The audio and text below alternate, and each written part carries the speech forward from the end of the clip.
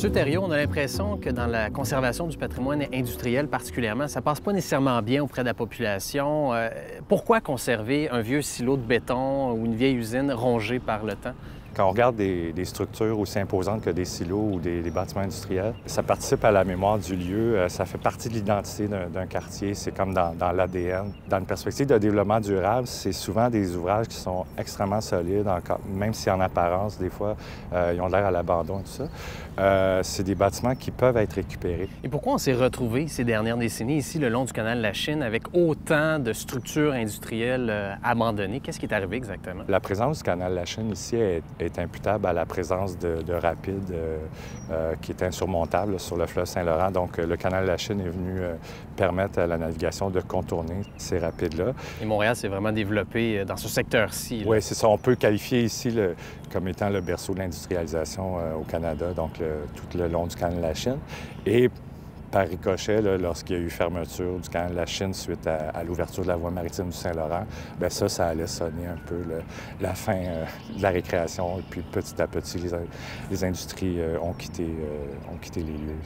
En même temps, qui dit passé industriel dit aussi sol contaminé. Donc, j'imagine qu'il y a tout un défi pour les entrepreneurs de vouloir, même si on le veut, c'est pas évident de récupérer ces terrains-là. Non, c'est ça, c'est effectivement pas évident. Lorsque quelqu'un développe dans le sud-ouest, il doit porter attention effectivement à la notion de la contamination des sols. Il doit s'assurer de l'acceptabilité de son projet.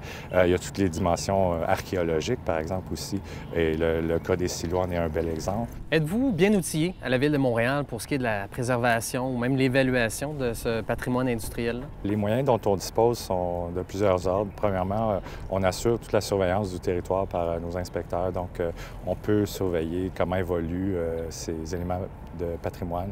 Il y a toute la question réglementaire. Donc, on peut encadrer au plan normatif comment on peut transformer ces immeubles-là. Et on bénéficie aussi, bien sûr, du support de nos confrères au service de la mise en valeur, nos confrères en patrimoine, qui nous sont d'un grand secours. Et j'ai l'impression aussi que dans la conservation du patrimoine de façon générale, que ce soit industriel ou autre, il y a vraiment deux écoles de pensée, des gens qui veulent minimiser les interventions et d'autres architectes qui aimeraient davantage être créatifs. Comment faites-vous justement pour concilier ces deux écoles de pensée-là à la Ville?